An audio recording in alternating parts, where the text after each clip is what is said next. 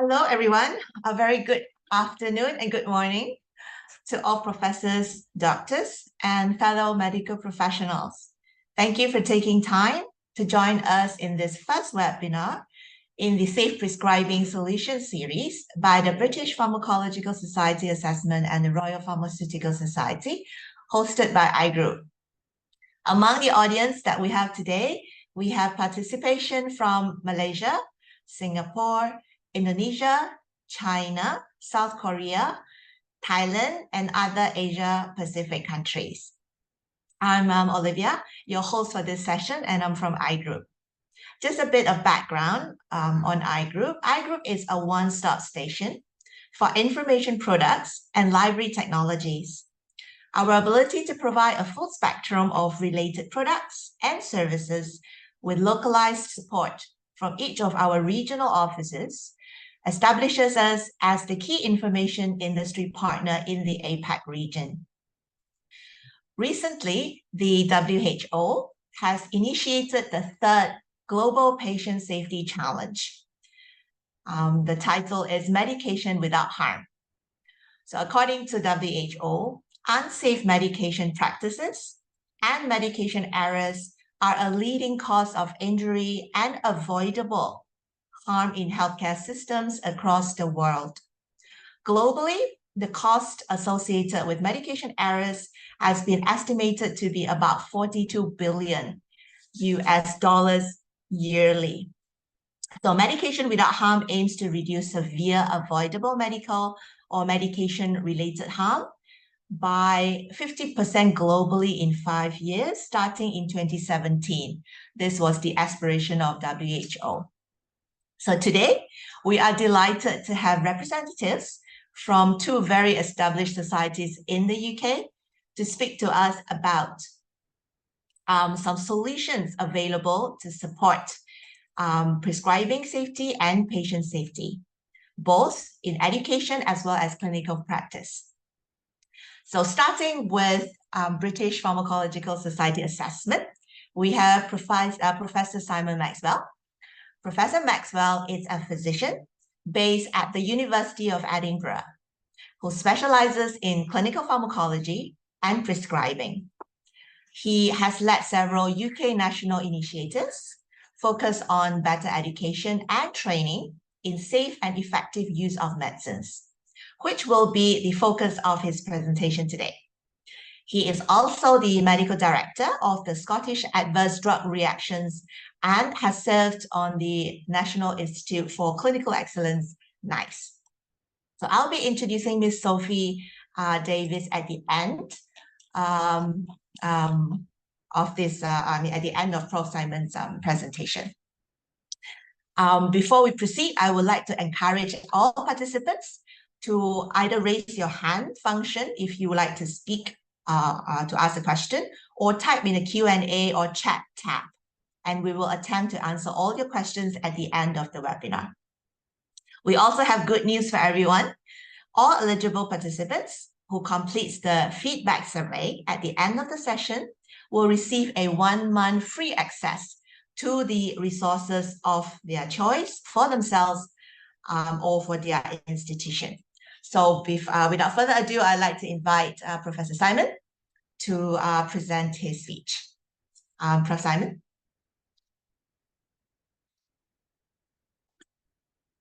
Well, thank you very much for that invitation to iGroup and to everybody who's come along to listen. I'm very grateful for this invitation to talk about some of the things we've been doing over the last 10 to 15 years. And I'll be delivering this presentation in collaboration with my colleague, Dr. Marcus Hughes, who's also from the BPS. Should also say thank you to everybody for listening to us in English, which for many of you will not be your native language, but we really appreciate you taking the trouble to be part of this session.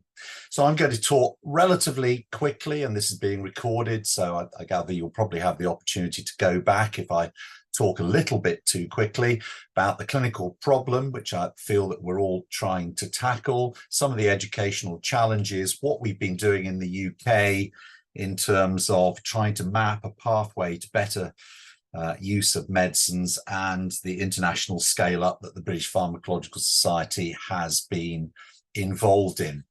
So what is the background to the challenge that we've been taking on over the last few years? I don't need to tell, I'm sure, people in this audience that prescribing and the use of medicines is absolutely core business for healthcare, both in hospitals, secondary care, and in primary care.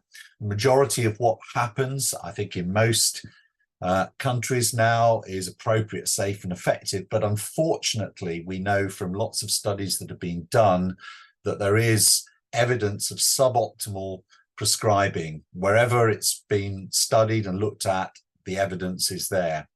When we started out down this road in the UK, we reckoned that around about 10% of hospital prescriptions contained an error, 5% of those written in community general practice. We also realized that adverse drug reactions, many of which are avoidable, were a significant reason why people appeared at the front door of a hospital and probably affected around 15% of inpatients. So if you're looking for ways to improve the quality of delivery of healthcare, then looking at how we use medicines is absolutely critical, because it's medicines that most doctors and healthcare systems use to try and improve the outcome for patients, treat disease, deal with symptoms, and hopefully prevent future disease. The study which really kicked things off and got things going in the UK was the EQUIP study by Tim Dornan and colleagues in the Manchester region. They looked at the prescribing in the hospitals in the northwest of England, signaled by orange on the map on the right of this slide. And they looked at a lot of prescriptions or medication orders, as they might be called, about 125,000. They found around 11,000 errors and recognized that the overall mean rate of prescribing errors was around 9%. And they also critically noted that most of the prescriptions were written by doctors who were either straight out of medical school or just 1 year out of medical school. So they took on a large proportion of the burden of prescribing in our hospitals, and you can see they make errors at a significant rate. But of course, it wasn't just actually the first and second year doctors, even the consultants, people at my stage, when their relatively small number of prescriptions were reviewed, they made mistakes as well. So that was clearly alarming. It made the press in the UK, and I think it made a lot of people think hard, really for the first time, about how we were going to try and address these issues. More recent data showed that it's still a major problem around the UK. This very extensive review of all of the subsequent studies up to about 2015-16 showed that there were around about 22 million potentially significant prescribing errors in primary care alone, even if you forget about the hospitals, and that there were many avoidable adverse drug reactions. And yeah, one of the key issues, particularly for a resource constrained healthcare system, well, every healthcare system is resource constrained, is that these were costing a lot of money and extra time in scarce inpatient hospital beds. So were clearly something that anybody interested in delivering good quality healthcare within the budget that is available was going to have to take very seriously. Another study, which I think gave those of us who work in hospital cause for concern, was this one, again, from about the same time as the EQUIP study, which showed that 15% of patients who were inpatients in one of our sort of more advanced, university healthcare centres experience one or more adverse drug reactions while they were actually in the hospital, cared for by secondary care physicians. And of course, we all recognize that adverse drug reactions can happen when we're using medicines, but this study showed, after reviewing all of those prescriptions, that about half of those adverse drug reactions could have been avoided with more judicious use of medicines. Now, there's been a lot of focus on this in the UK, but I think it's also increasingly a focus around the world. And in advance of this particular talk, I was asked just to have a look at some of the studies in your region. And I found particularly there's a large number, I think, of you attending who are from Malaysia. So there are lots of studies actually now that I could have quoted, but I noted 3 studies: an emergency department study by Shito et al. From 2020, 30% prevalence of medication errors, around about half of which were prescribing errors. Pediatric inpatient wards, an prescribing error rate of 9.2%, and the outpatient clinics in pediatrics 7.3%. So it's very much a live issue with you in Malaysia. There was another excellent systematic review by Salmazi et al. In 2015, which looked at studies undertaken around other countries in the APAC region listed there, and prescribing error rates were variously reported at between 7% and 35%. So it's really a significant issue in your area as well as the UK. And of course, we can try and compare error rates, which is very difficult because it really depends on the patients and the situation that you select. But it's very likely that all of us, whether we're working in the UK, Europe, North America, or in the APAC region, are going to be surrounded by medication errors and have to think about how we prevent them and deal with them when they happen. So we've already heard about the global burden of medication harm and the Medication Without Harm initiative by the WHO. And of course, they produced a very nice infographic on the right of my slide here, which showed there are lots of ways we can deal with this, but clearly tackling better preparation of healthcare professionals, the green quadrant of that disc, is clearly very important. And I think it's worth noting the second bullet point on my slide, which is that study by the WHO, when they set out that initiative, showed that it's actually patients in low-income countries who lose more disability-adjusted life years due to medication harm than in the richer part of the world. We shouldn't be surprised, perhaps, that things go wrong when we look at prescribing. It's a difficult thing to do. And in fact, I tell my colleagues in other parts of my university that I think this is the most challenging task we expect our newly qualified doctors to be able to take on.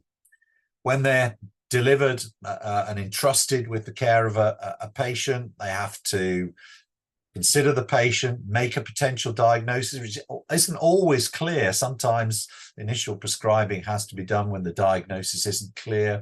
They then have to decide on the right medicine, dose, route, frequency of administration of that medicine, and how long that prescription is going to be live for. And they have to do that taking into account the massive variability produced by the different age, sex, and genetic background of the patient, their other diseases and drugs which may interact with the choice of medicine to prescribe, and increasingly, certainly in the UK, patient preference. Patients are expected to want to offer some views about how they best think the choices that should be made on their behalf.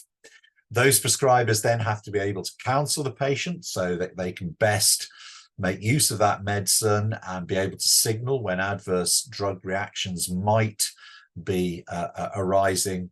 And the prescriber also then knows how to needs to know how to monitor the effects and follow up on the medicine, the prescription, to decide whether it's being effective, whether it needs to be changed, and whether it might be causing harm. So all of that is really very challenging, requires a sound grounding, not just in medicine, but also in clinical pharmacology. And so for me, it's very important that we get the training and preparation of prescribers right, so they have the knowledge, skills, judgment, communication skills and experience to be able to make that happen. Of course, on the right-hand side of my slide, I acknowledge there are some things which are outside the control of educators, systems that prescribers work in are also suboptimal. It's getting much more difficult. You know, I graduated about 40 years ago now, and the challenge for the new doctors who are graduating now is even greater. The patient throughput is higher, the vulnerability of patients, because we're treating much older patients than we did before. There are more medicine choices to prescribe. The treatment regimens are more complex. Patients themselves individually are on many more medicines because of the advances in healthcare and the plethora of guidelines that are now created and the multimorbidity of old age. We've got an expanding evidence base, and patient expectations, frankly, are a bit higher now. Patients, certainly in the UK, don't just turn up and get stuff done to them. They expect much more now to be involved, as I mentioned just a couple of minutes ago, and they expect their physicians to get things right.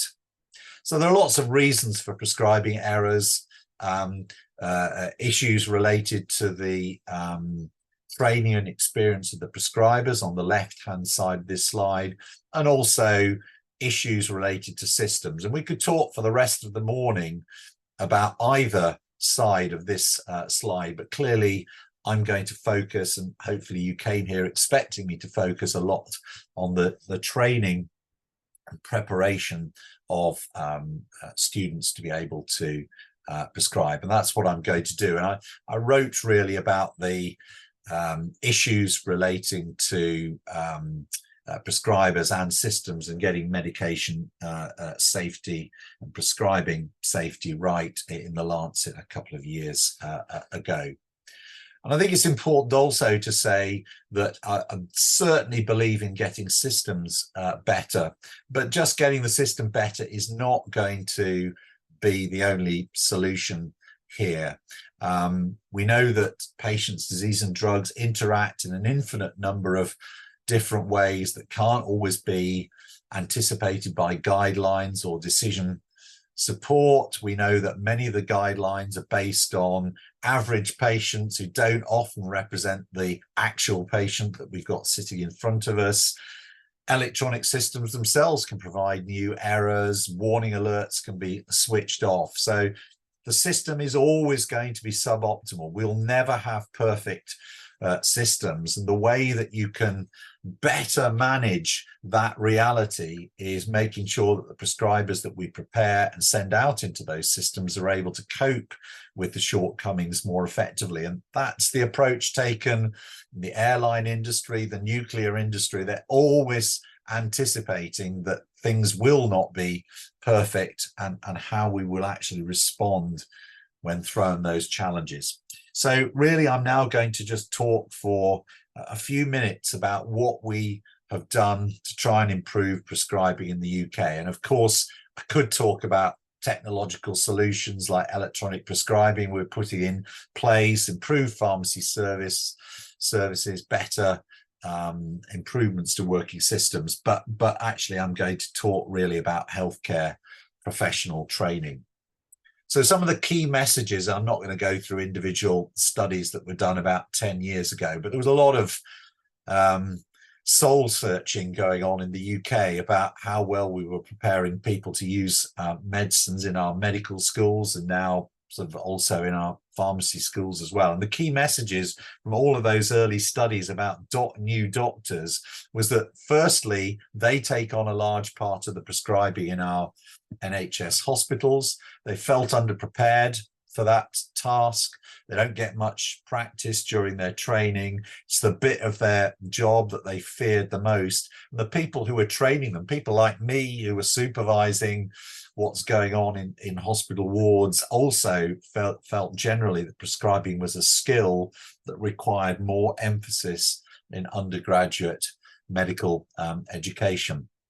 So if we look at sort of a brief, simple cartoon here, looking at a graph with the y-axis, looking at the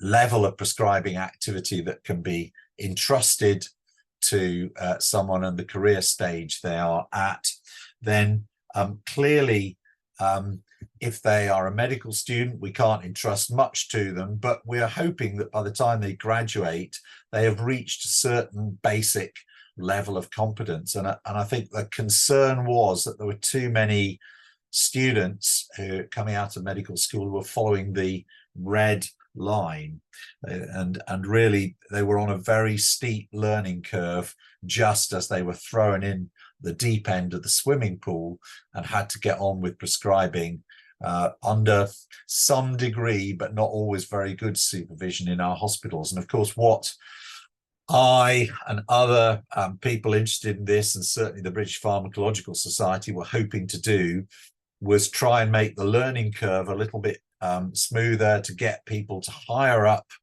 the level, and certainly to level of basic competence when they step out into independent practice in our hospitals. And so there was a Safe Prescribing working group set up in 2008, and it contained a lot of the stakeholders. The British Pharmacological Society were there, the medical schools, and the MSc were represented, the General Medical Council, our regulator, the British Medical Association on behalf of the whole medical profession, the postgraduate trainers, the hospital, the NHS hospitals, etc. They were all there involved in this discussion about how we could chart a better way forward. And we decided on 5 things. Firstly, defining learning outcomes. Secondly, putting in place a national e-learning strategy. And very importantly, why I've highlighted in red, putting together a reliable assessment that would enable students and schools to demonstrate that the learning outcomes in the top bullet point had been met. So those 3 key issues, and for those of you involved in education, you know, that's pretty standard issue. You decide what the learning outcomes are, you work out the training pathway and provide the appropriate learning opportunities to make those learning outcomes, and then you assess whether those learning outcomes have been achieved, knowing that that assessment will drive learning. And it's really sad that 15 years ago in the UK, we didn't really have a clear, defined set of learning outcomes. It wasn't clear what everybody was working to in terms of preparing their undergraduate students. And so I'm really proud that I, the British Pharmacological Society, and a number of other people were involved in starting to try and put that right.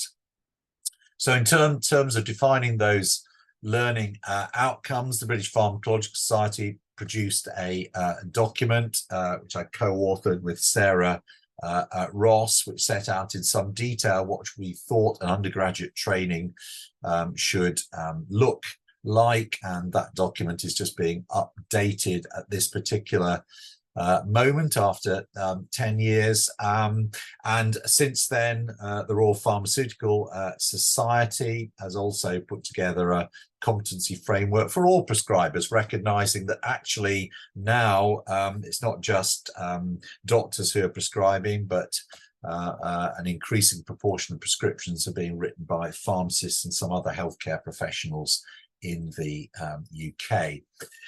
So what about providing better training experiences? Well, looking to individual universities and medical schools, and we can take this on to pharmacy schools as well.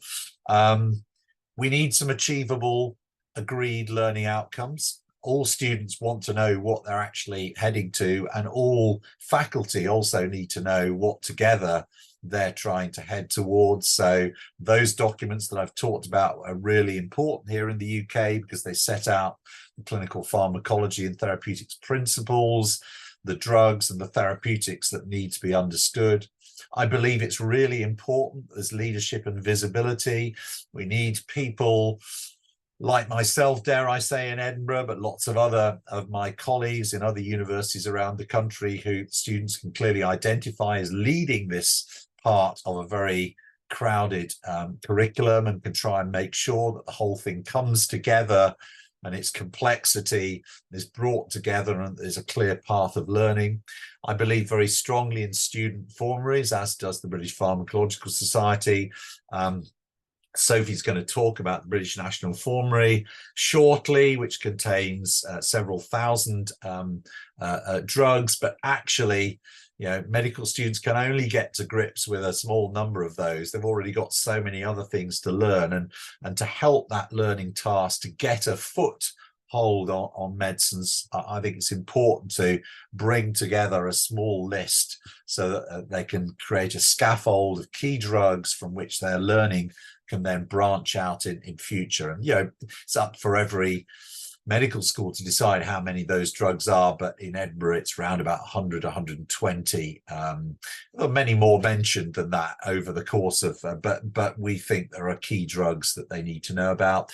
We need to encourage problem-solving skills. So that means rather than just sitting passively listening to somebody lecturing, as in the middle of the cartoon of the slide there, we need to get people to actually see what's happening in practice on the wards. And we also, where possible, need to provide problem-solving exercises online, as I'll talk about a little bit later. A lot of this now, increasingly driven by the pandemic, can be supported by e-learning. And of course, the thing which really solidifies this, it may be to the idealist a sad thing, but assessment does drive learning. If you've got an assessment that everybody knows they've got to get through, then they certainly focus on that, and that we have learned is the case in prescribing. So I'm going to be talking about that. So when it comes to e-learning modules, British Pharmacological Society is not the only group that have produced them, but following that Safe Prescribing working group over the last 10 years, we've been working with others to produce e-learning modules in clinical pharmacology and therapeutics. Our sort of program's called Prescribe, and it has e-learning focused on the principles of clinical pharmacology, individual drugs, therapeutic areas, and practical prescribing skills on the ward. And Marcus will talk about that very briefly a little bit later.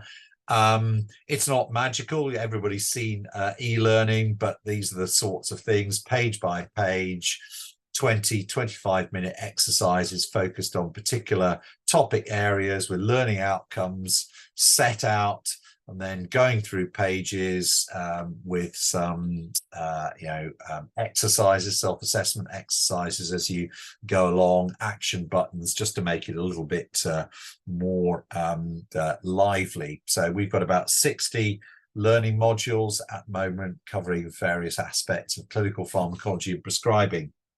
But it's assessing prescribing competence that I think is has been really key to what we have done. It's driven, I think, had the biggest impact.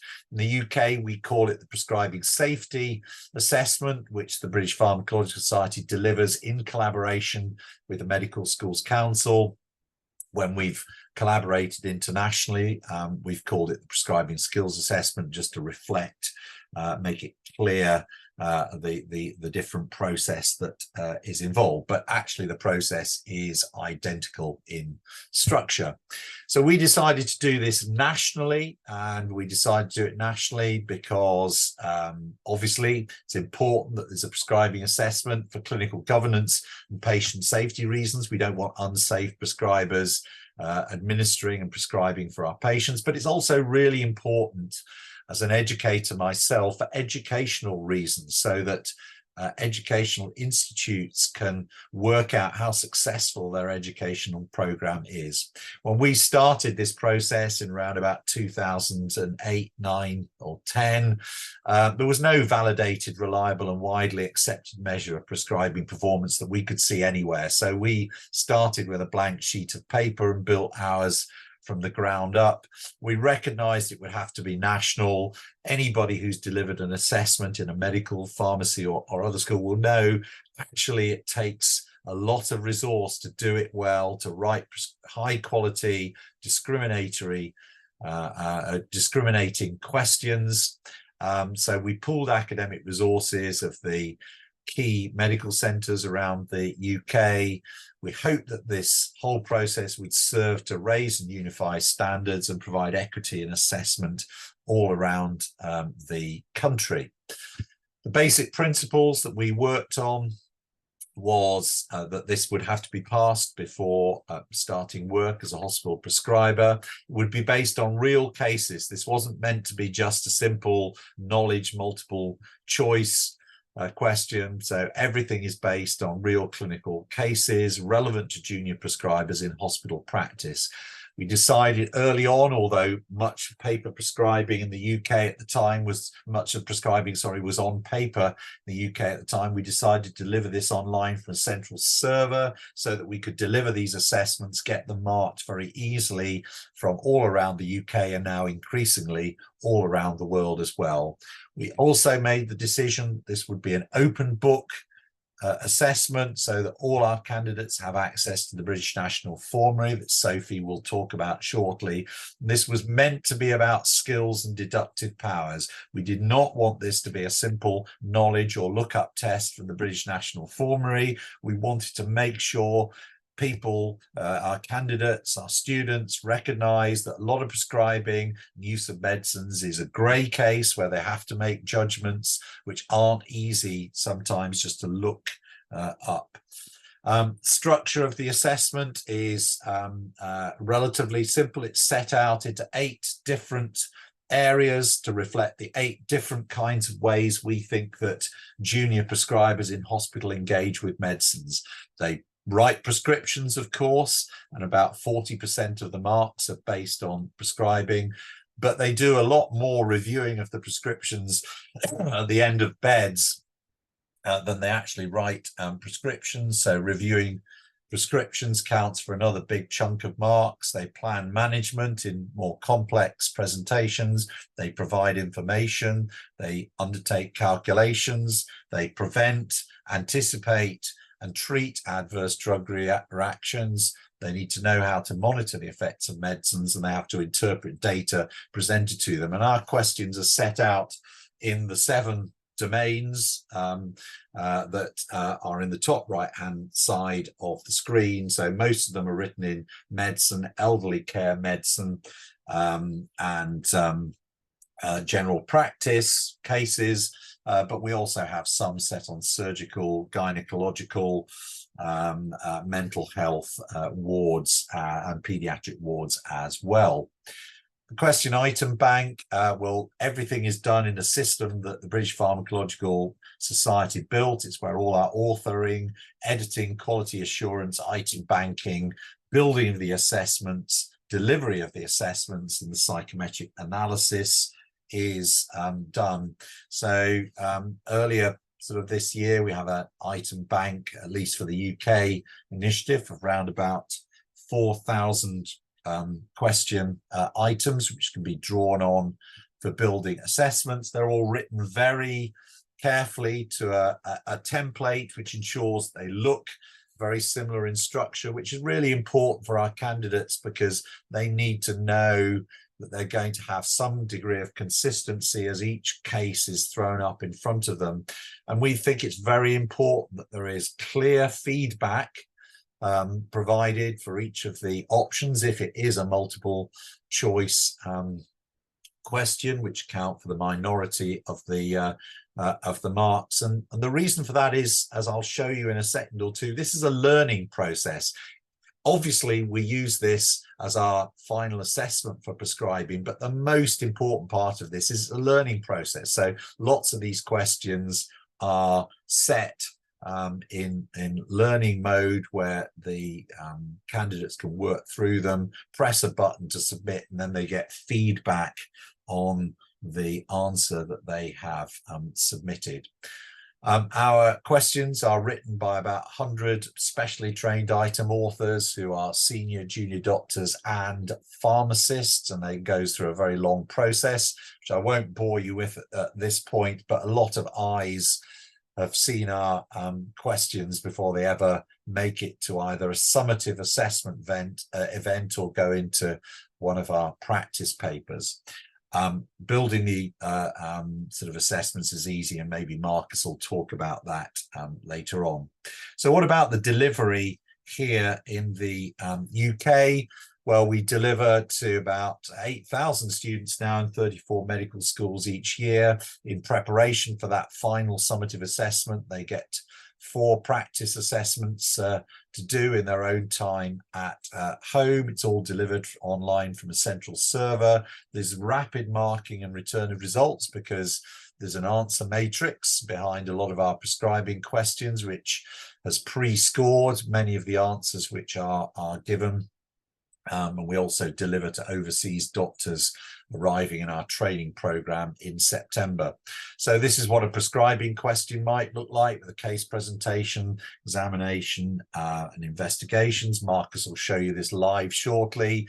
This predictive text, so FUR will bring up all the FUR options, or the FU options here. So furosemide, you pick that, then you have to pick a dose from all of those available in the bank, and then you pick a route and submit, and you'll see that there are options here to sort of have a graphic or a picture as part of the question. This is a prescription review item. You may have seen some of the buttons at the top. We've got a button which brings down abbreviations, one which will link to the British National Formulary in various different guises, MedicinesComplete, or the alternative version of the formulary delivered through NICE. There's a calculator there for the calculation questions, and yeah, there are great. You can have other kinds of graphics. Here's a Hartford nomogram for a question on gentamicin. At any stage, the candidates can sort of have a dashboard so they know where they are in the assessment and they know which questions they've answered, and they can jump to individual questions.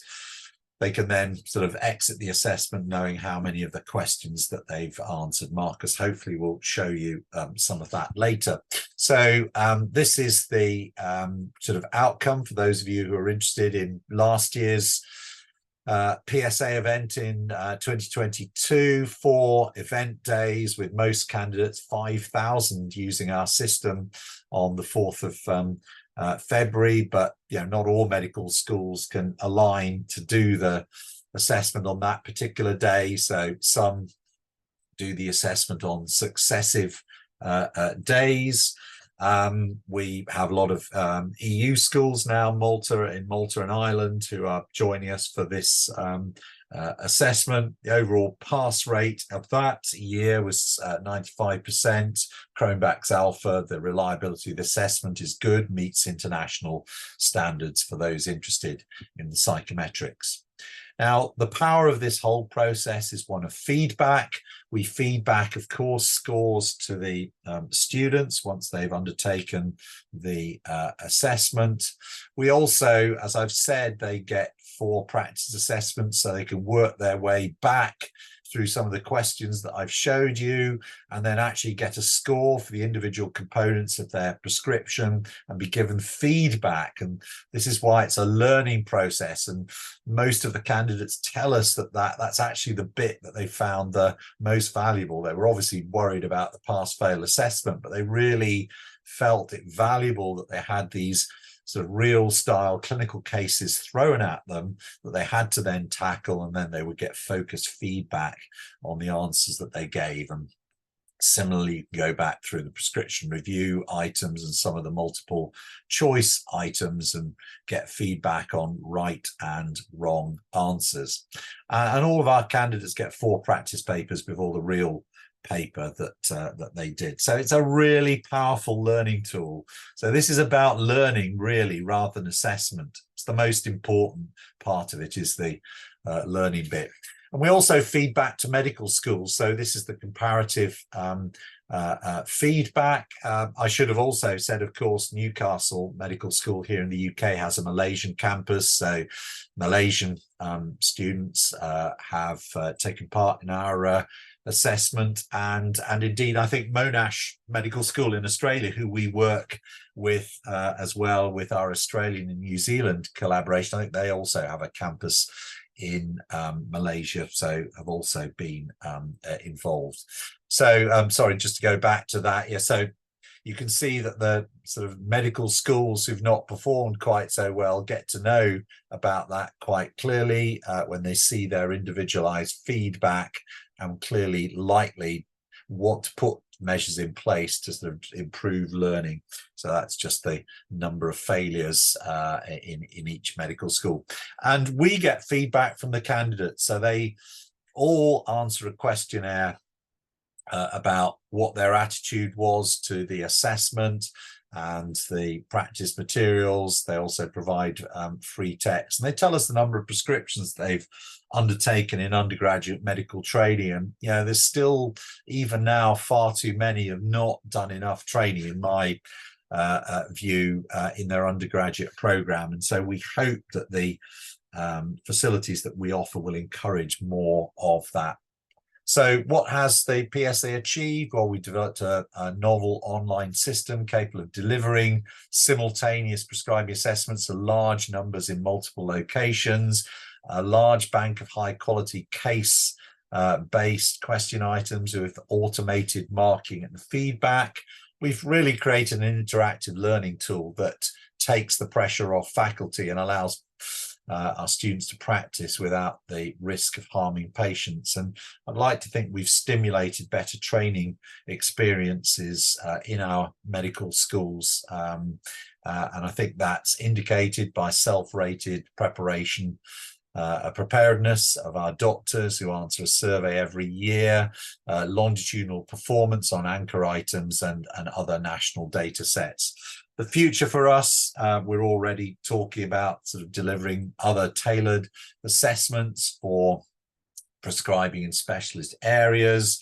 Pharmacy undergraduate training is changing here in the UK, so we've been working with some pharmacy schools as well. We have now international collaborations in many different areas, and we'd love, obviously, to make the APAC region more part of that, and a linked e-learning program.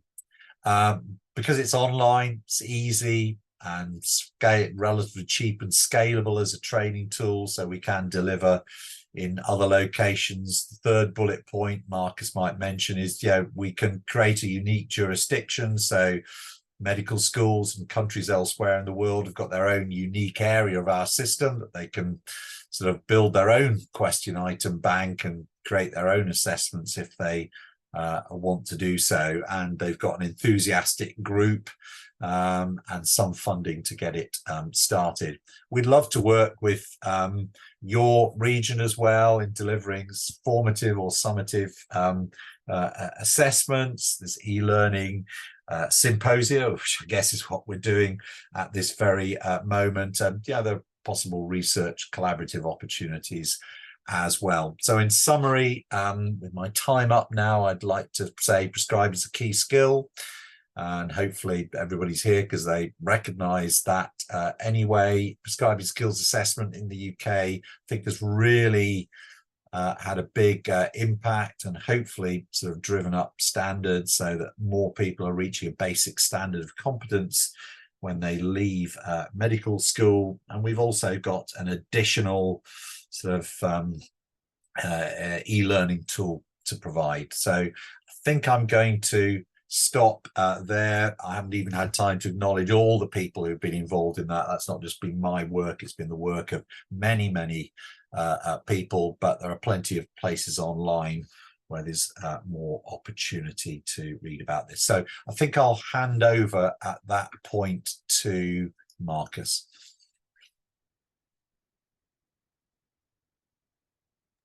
Thank you very much, Prof. Simon, for the very enlightening sharing, covering the issues of prescribing errors, challenges in prescribing, and educational intervention that needs to be put in place to enhance prescribing and patient safety. I believe Marcus is having a technical hiccup, so I'm going to pass the floor over to Sophie first, and then we'll come back to Marcus to show everyone how the BPS assessment platform looks like. So allow me to introduce Ms. Sophie. Ms. Sophie Davis is the International Sales Team Leader for the Pharmaceutical Press. Pharmaceutical Press is the publishing arm of the Royal Pharmaceutical Society.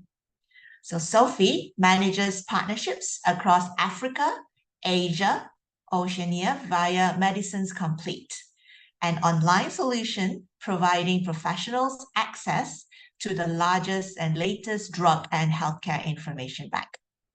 So Sophie, over to you. Great, thank you, Olivia. I'm just sharing my screen, so hopefully everyone can see that okay? Yes, we can. Perfect. Okay, great. Well, thank you so much, everyone, for joining this session. It's great to see so many of you here. So yeah, my name is Sophie Davis, and I am the International Sales Team Leader for the Royal Pharmaceutical Society. Our mission is to put pharmacy at the forefront of healthcare, and our vision is to become the world leader in the safe and effective use of medicines. Now, MedicinesComplete from the Royal Pharmaceutical Society is the definitive online resource for drug and healthcare information. It brings together the world's leading resources to provide healthcare professionals with expert and unbiased knowledge to make the best clinical decisions on the use and administration of drugs and medicines. Now, the Royal Pharmaceutical Society has been serving the pharmaceutical profession for over 180 years. The Pharmaceutical Society of Great Britain was founded to represent the profession and protect the interests of chemists and druggists. The society was formed because the profession then needed a body to campaign on their behalf and protect their interests. So since then, a royal charter has been achieved and MedicinesComplete was launched. Now, MedicinesComplete includes British National Formulary, the Electronic Medicines Compendium, Stockley's Drug Interactions, Martindale, the Complete Drug Reference, the Palliative Care Formulary, and many more specialist resources. There are actually over 26 essential knowledge products in one place, and it comes with essential checkers as well. So it includes Stockley's Drug Interactions, Martindale's ADR checker, Drug Compatibility checker, and Drug Monitoring checker. And we also have some more specialist products as well, which include for critical illness. And this was developed during COVID-19 to assist the NHS in the UK, as well as toxicology and poisons, as well as specialist palliative care information. Now, you're able to search by medicine or in publications. There's an intuitive interface, and there's also user guides and demonstrations available. So why choose MedicinesComplete? MedicinesComplete allows access to the most up-to-date sources of drug and dosage information. We've been publishing and curating medicines information since the 1800s.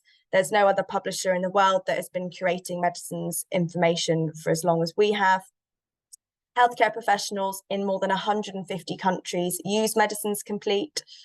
There are world-renowned resources, so you can be sure that the content that you're referencing is not only peer-reviewed by our in-house editorial team, but it's always going to be the most current available. RPS is a not-for-profit company, so all of that subscription income is invested straight back into maintaining our content that is depended on by healthcare professionals all over the world. And we're a society publisher influencer, so we can lean on the society to access those global experts. And there's a really rigorous editorial process. So we are NICE accredited, which is the National Institute for Health and Care Excellence. And this ensures that patients receive care that is based on the best available clinical evidence. Now, these are just a few of the resources that we have available. I'm only going to be focusing on a few in this session, just because of interest of time. So I'll be looking at the British National Formulary, Electronic Medicines Compendium, Martindale and the ADR checker, Stockley's Drug Interactions, a little bit about herbals, and the Palliative Care Formulary.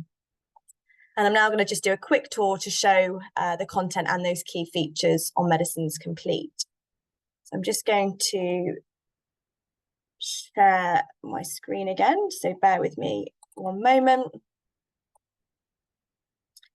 Okay, so everyone should now see the MedicinesComplete homepage, but let me know if there are any issues. So this is the MedicinesComplete homepage. So all available publications will be on the right-hand side. And if you scroll to the bottom, you are also able to navigate individual publications by its contents. I'm actually going to start the demonstration by using a patient case study and looking at one of the newest resources that is available through MedicinesComplete, which is the Electronic Medicines Compendium, and talk about how you can use this alongside the BNF, which is one of our most popular resources. So from our market research, we know that the two most common places that people go for medicines queries is the BNF and manufacturer information, which is also known as SPCs or data sheets. For the first time, these two resources can be accessed in the same place on MedicinesComplete. Now, the BNF is the first choice for concise information on prescribing, dispensing, and administering medicines, and it is all organised by drug and treatment summary. And there's no professional organisation in the world that has been curating those medicines information for as long as we have. The BNF is actually a direct descendant of the National War Formulary, which was created during World War II.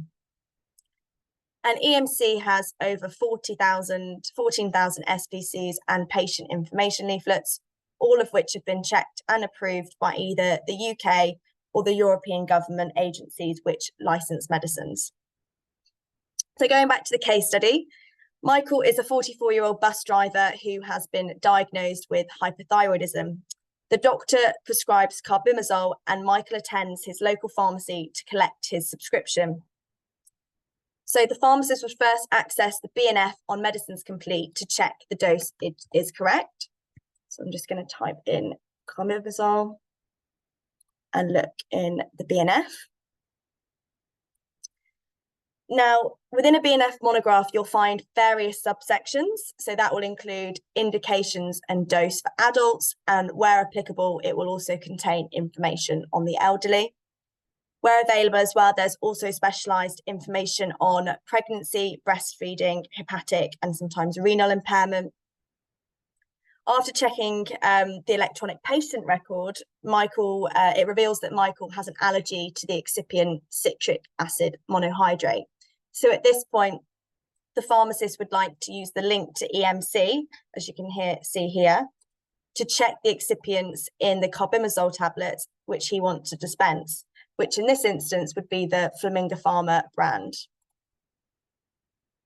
So he would then go to the excipient section further down here and have a look where, as you can see, citric acid monohydrate is one of the excipients that is contained in the tablet. So then he would need to go back to see, back to the store cupboard to see what else is in stock, which is, in this instance, Advanced Pharma. So again, clicking through to check the excipients, and they can see that it is not on there as an excipient, so it will be safe to dispense. So as it's a new drug for Michael, the pharmacist may also decide to give a patient information leaflet. So if you go right to the top of the page, you can see here under useful links, there's See Patient Leaflet, and this then it can be downloadable to print or to email to patients. Okay, now 6 months later, if Michael was to return to the pharmacy, he has a new prescription now for amitriptyline. He has been diagnosed with abdominal pain and is not responding to laxatives. So the pharmacist is not familiar with this drug, so would type it into the system. And it's going to look under Electronic Medicines Compendium.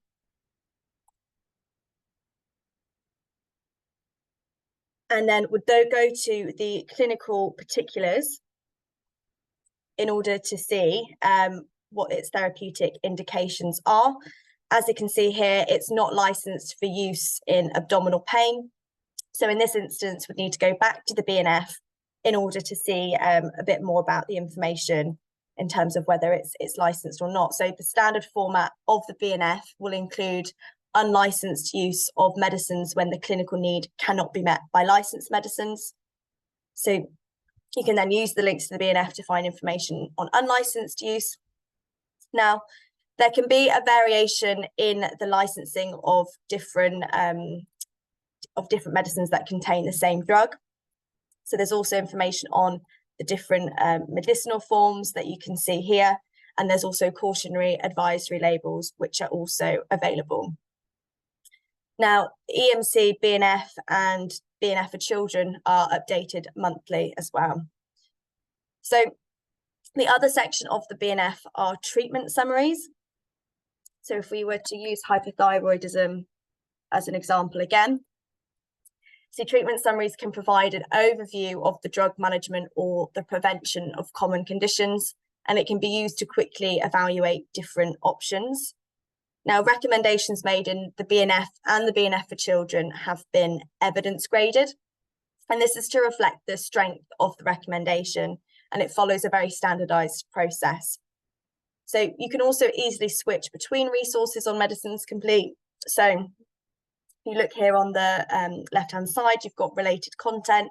So you can click through to have a look at other resources too. For example, if you wanted more specialist information for children, you can look here on the left-hand side. Now, another popular resource available on MedicinesComplete is Martindale, the Complete Drug Reference. So I'm just going to switch examples and look at haloperidol now. We're just going to have a look under the Martindale. So this is popular, and it provides hospital pharmacists with evidence-based global guidance.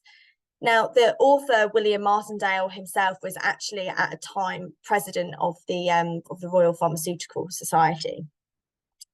The resource has multilingual coverage, and it includes the drug nomenclature, synonyms, drug and chemical identifiers, and it provides the world's largest catalogue of drug use, and that's both adverse and beneficial.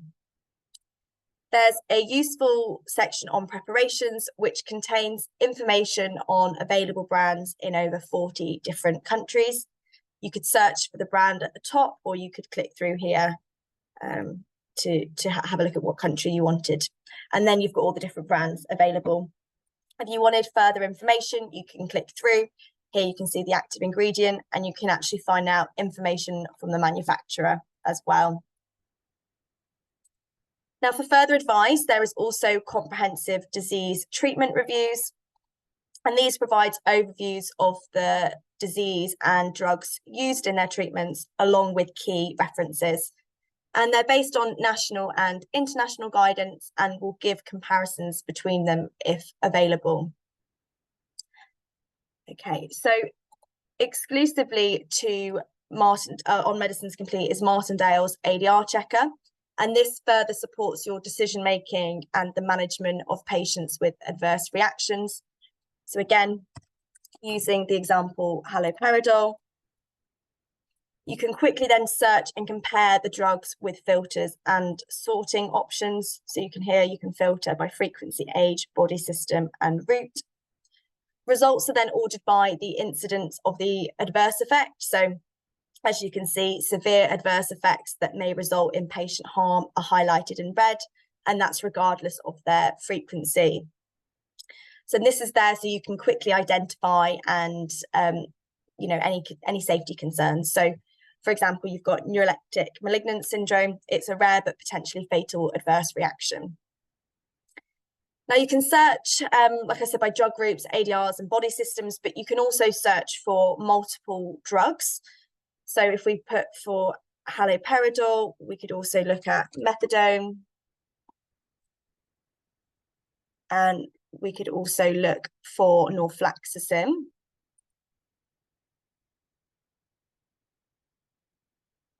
And then what we could do is, if a patient was suffering an adverse drug reaction, so for example, tendinitis, we could search and see basically to identify the potential culprit, which, as you can see here, is norfloxacin. And then this snapshot management information will provide advice for the quick decision-making at the point of care. So you can then click through to the Martindale, and this will actually take you to the ADR management profiles and give you information on the mechanism, prevention, and just a more comprehensive management of the ADR. Another checker that we've got available is the Stockley's Drug Interactions checker.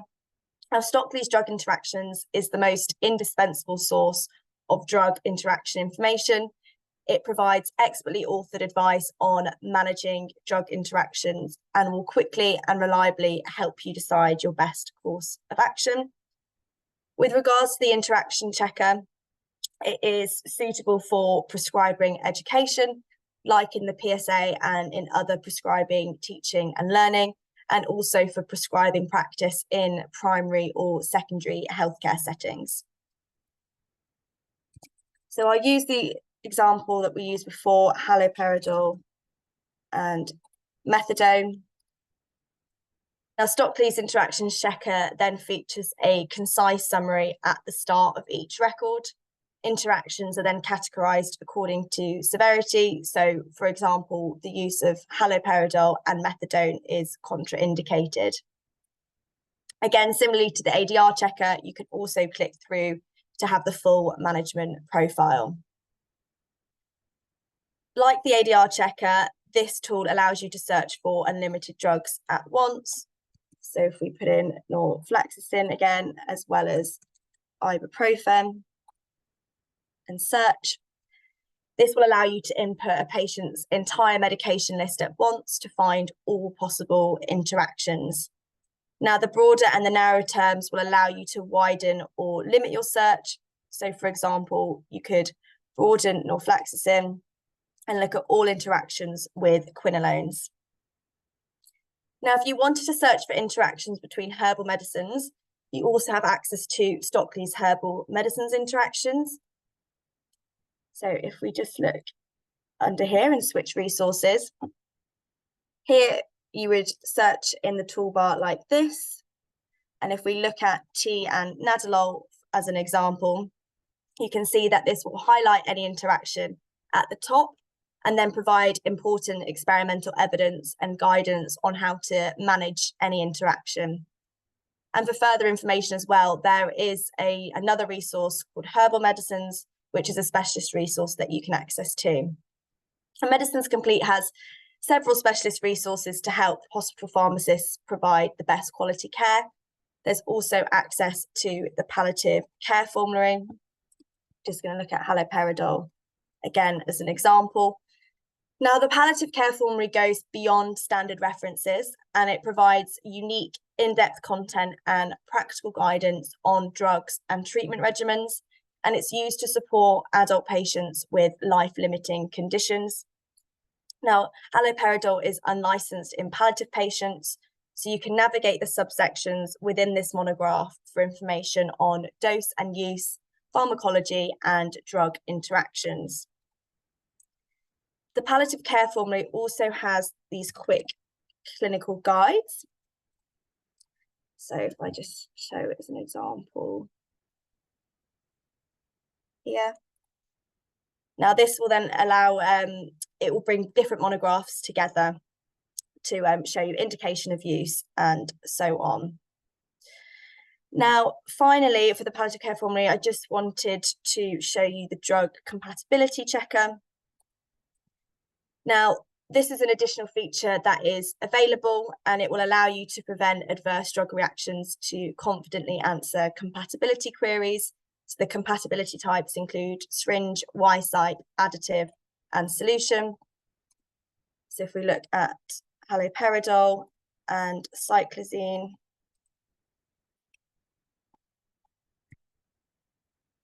as our examples, and search.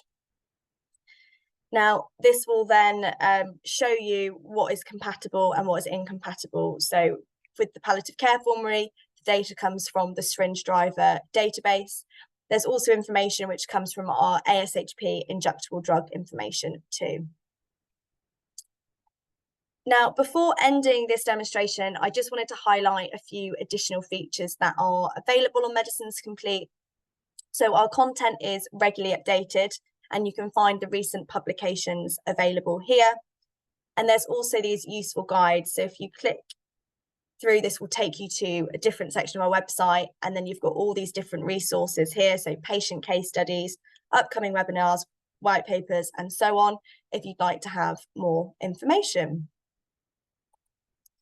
Okay, well, that's the end of my presentation. So thank you everyone so much for listening. And I will pass back to Olivia. Thank you very much, Sophie, for the very nice sharing and a very clear overview of what MedicinesComplete has to offer. Thank you. So we will take questions together at the end of the event, if that's okay with everyone. I think Marcus is back with us. So we'll have Marcus back on to show us the BPS assessment platform and how it looks like actually on the website itself. Marcus? Thanks, Olivia. Sorry about everybody about that. I had a quick computer crash there. So unfortunately, I'm not able to turn my video on again, Olivia, but I will. I'll share my screen and hopefully I can take you through the platform briefly.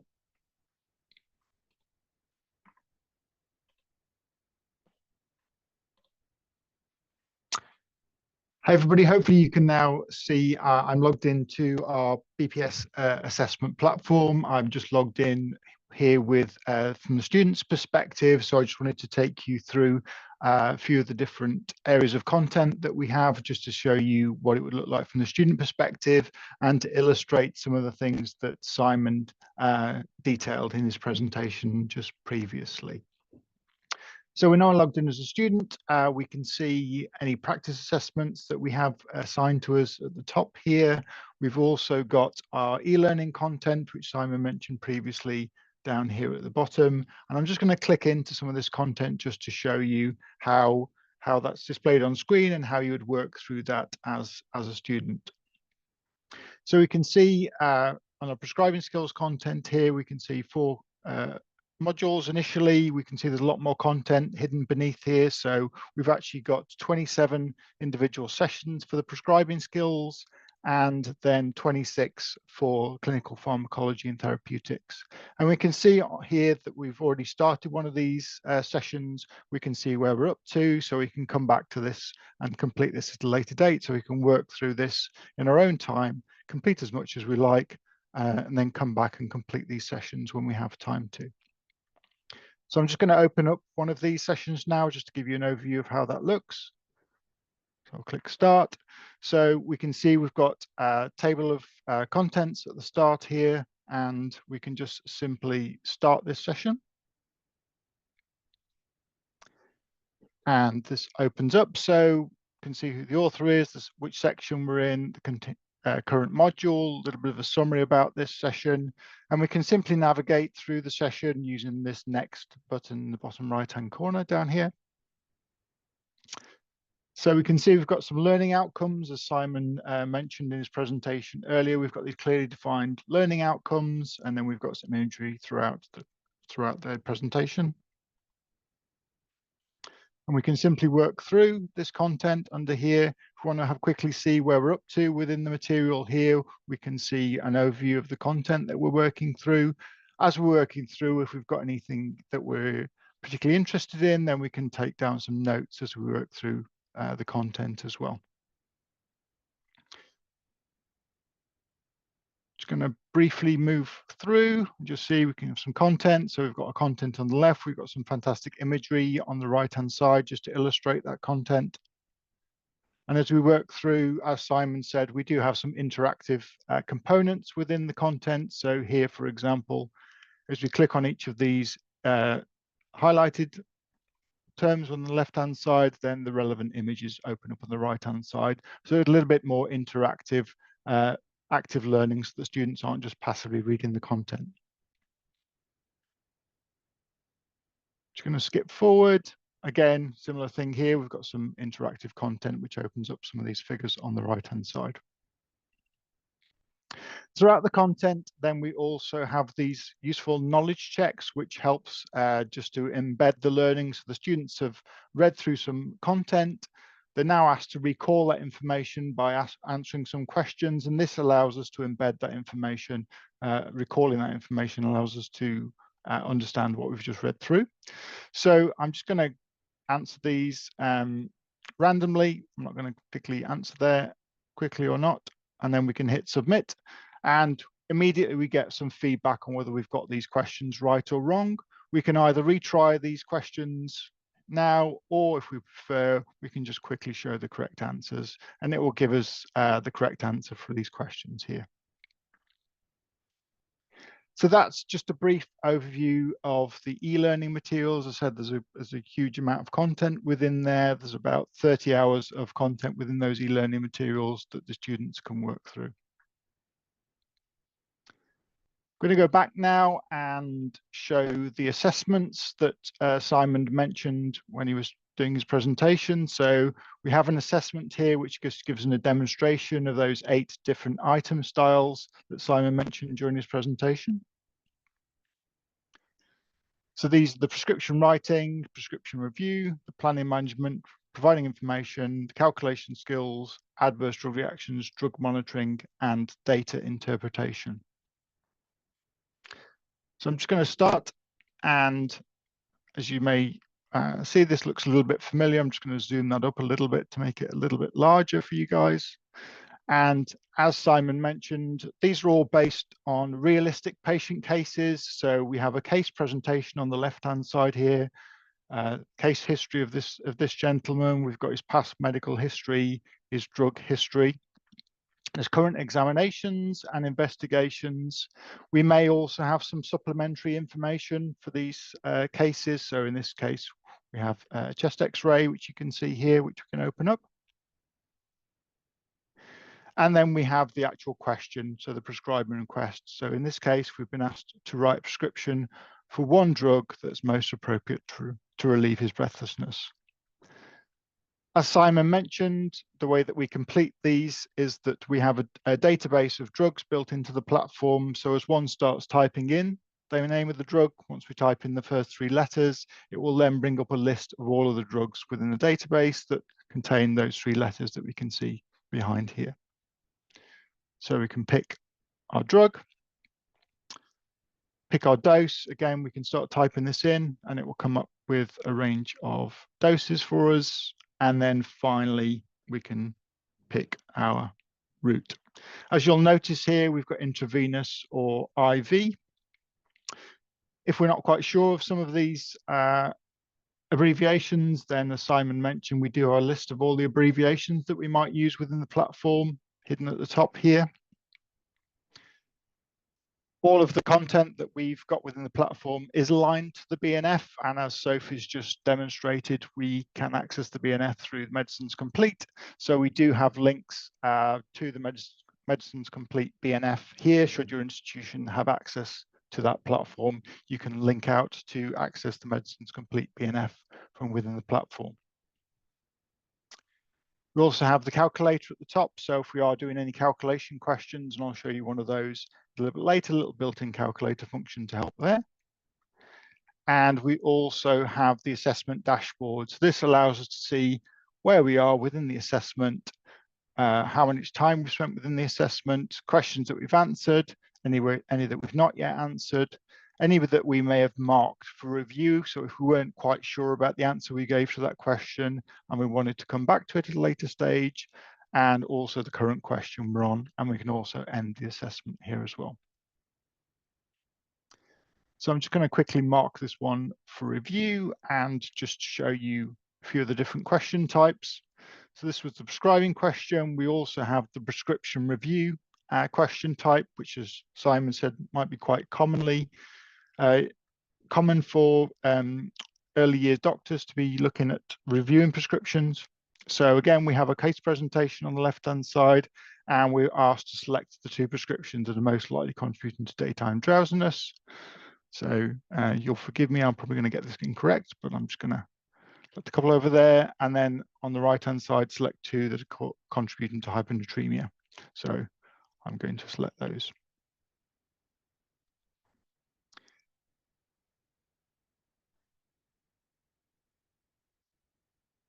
Oops. You can see some of the other question types that we've got: communicating information. So these are much simpler questions. In this case, we've only got a single answer for these questions as well. So we simply mark that with a tick.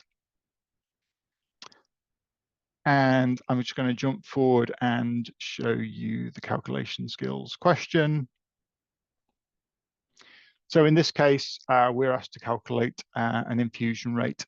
And I know this one is 0.25.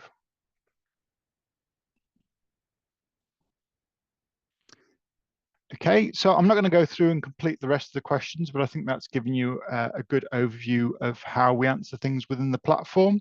as Simon said, the great thing about this is that we get feedback on the answers that we've given. We're given a score automatically for these assessments, but we're also given this feedback to see where we may have answered things correctly, but also where we may have answered things incorrectly. So I'm just going to end this assessment now. So we can see the ones that we've answered. Obviously, we know that we've missed a few of these questions. We're just going to click End Assessment. And in 1 second, so this is the assessment that we've just completed. We can click on the results to see the answers that we gave. So I got 16 out of 26, 61%, which is not bad considering how quickly I run through it. And then we can also look at the feedback on a question by question basis. So if I click this View Feedback now, it opens up the assessment again, and we can step through question by question, and we can see the feedback for each of the individual questions that we've answered. So we can see drug group score, we scored 5 out of 5, and the medicine dose group scored 5 out of 5. And then we can see very comprehensive feedback for each of the questions that we've answered here, what the optimal answers were that we gave, and helps us point us towards the right question, the right answers if we didn't provide the right answers. Again, similar to the prescription review. So again, here we can see I got a couple of these wrong.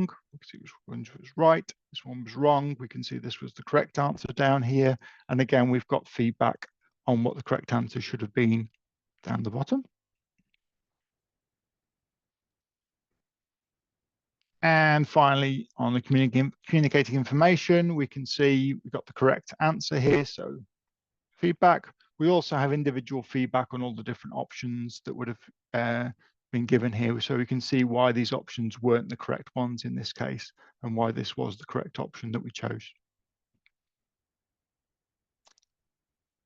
And finally, on the calculation skills, relatively straightforward. We can see we got the correct answer on that one as well.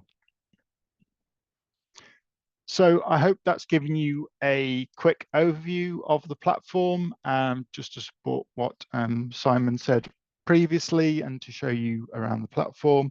The platform is online. It can be accessed from the students by themselves on their own devices at home, and they can work through it within their own time. Thanks very much, Olivia. I shall stop sharing now and I'll hand back to you. Thank you very much, Marcus, for the very clear presentation of the platform. So if I may summarize, so on the BPSA platform, we have clinical pharmacology e-learning modules covering general pharmacology, which is appropriate for year 1 or year 2 medical students, pharmacy students, and dental students. Correct me if that's wrong. Then the prescribing skills e-learning modules are also available on the platform, suited for year 4 to 5 medical students who are going to be prescribers when they graduate. Then we also have the PSA prep e-learning modules and also the mock papers that are consistent with the actual UK PSA. Does that sound about right? Yes, thanks for the elegant summary. Thank you, Olivia. Sure. Thank you, everyone. We have a question for Prof. Simon here that has been put in the Q&A tab. Prof. Simon, may I read it out for you? Please do. I've got the tabs open, but I can't actually see that question. Sure. Maybe I've got that far away. Is this PSA system suitable also for prescribers outside the Commonwealth countries, where some drug names may be different and opinions on the choice of drugs may also differ from UK prescribers' perspective? So that's an excellent question, which obviously I didn't have time to go into. I mean, I think if we recognise, we've worked with a lot of different countries now, that there are variations. Not everybody sort of agrees with exactly the process of medication delivery here in the UK, or what's in the British National Formulary. So, for instance, when we have worked in the Australasian countries, they have their own jurisdiction, so they are able to amend the names presented in the formulary. So if they want to talk about acetaminophen rather than paracetamol, they can alter that name. The whole architecture of the system still works the same, but whenever that drug is around, it's presented as acetaminophen. And of course, the questions can be altered. So when we started with our Australian colleagues, we presented the questions as they work in the UK, but then they wanted to alter the names. They don't talk about accident and emergency units. They talk about emergency departments, etc. So the text and everything can be altered, the correct answers, the feedback, it can all be altered as necessary. So we recognize that there are variations, and for countries where there is significant variation, we recommend them having their own jurisdiction where they have their own editorial team, and if they want to take the questions from us and then amend them, they can. But alternatively, if they simply want to write their own questions into the system, they can do that and make the whole system work as they want it to. So there are different variations. There are some countries that want exactly the content as set out in the UK, tied to the BNF. There are others that have got their own formularies and advice groups, rather nice, that highlight therapeutics. So it is adaptable to different countries. We've even delivered it in French, and we're currently looking at a process of delivering it into another language. We deliver it in Danish as well. So the system can be reasonably flexible in that regard. Thank you. Thank you, Prof. Simon, for the very clear answer. Are there any other questions from the floor, or perhaps comments, either regarding the BPS assessment or MedicinesComplete? Feel free. Okay, there's another question, Prof. I would like to ask if there is any possibility to work together. Excellent. This is on top of our menu as well, for many of us, to work together with the BPS in improving our own e-learning, which tally with the local healthcare settings. Like, for example, Prof, besides the BNF, the local formulary, we use the clinical practice guideline, our local CPG, and we also use things like MIMS. So Dr. Fahita, a colleague from UITM, is asking whether if there's any opportunity to collaborate, which is something that I'm also very interested in. Yeah. Sure. Well, I think the answer to that is, and certainly, hopefully, Marcus, I'm okay in saying this on behalf of the BPS. Of course, we'd love to collaborate. Get in contact with us. Let's have a meeting and discuss what your particular needs are and what you would like to do. Obviously, we would be particularly keen if you wanted to collaborate and use the same kind of process and system that we do. But I'm an academic. I'm always happy to collaborate and speak to people about what they're doing. And I don't know. I guess Sophie from the RPS probably feels exactly the same way. So please get in contact with us, and we can have a focused discussion about what your particular interests are. Thank you very much, Prof. Simon. So Dr. Fahita, perhaps we can follow up after this. We can start an email loop, and we can discuss further on how we would like to collaborate on this. Thank you, Prof. Any other questions or comments from the floor?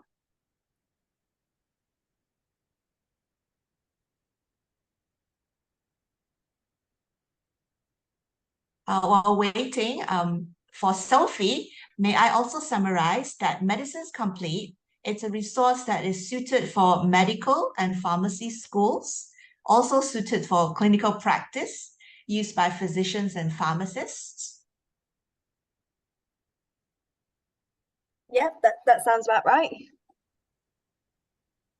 And as I was mentioning at the beginning of the webinar, all eligible participants who completes the feedback survey at the end of this Zoom will receive a 1-month free access of the resource of your choice. So you need to select in the feedback survey which resource you would like to have a trial on, whether if it's a BPSA and or MedicinesComplete. Yeah. Any questions from anyone?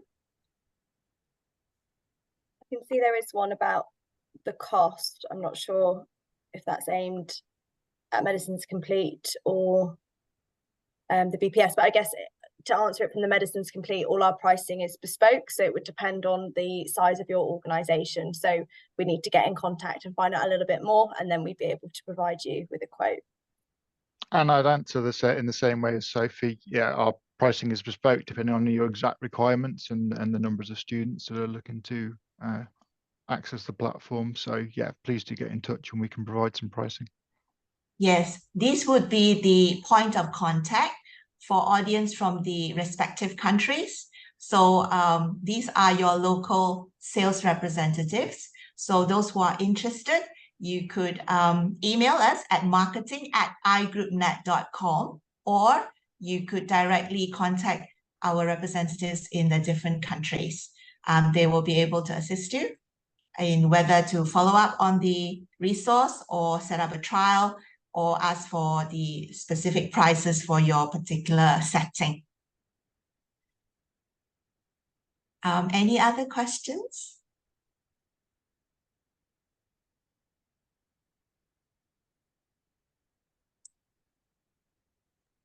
I think there's another one about an attendance certificate, but I believe we are preparing for one. So yes, Dr.